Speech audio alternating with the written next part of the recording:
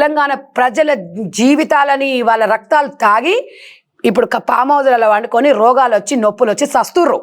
ఎప్పుడు పోతాడో తెలియదు, ఎప్పుడు ఉంటుందో తెలియదు. దిందికైనా మీ అయ్య బతికింది. ఇవాళ మీ చెల్లె ఓదిక్కు, నువ్వు ఓదిక్కు.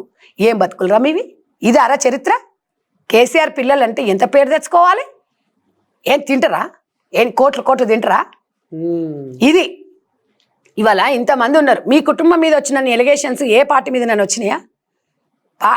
తల్లిదండ్రులకు బతుకున్నప్పుడే వీళ్ళు నిప్పు పెడుతురు. ఎందుకయ్యా ఈ బతుకులు? ఎంత ఆ ముసలాయన చూస్తే ఎంత బాధ వేస్తుంది.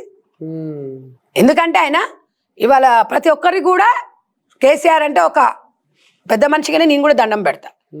కానీ ఇవాళ మీరుండే ఏం చేస్తున్నారు?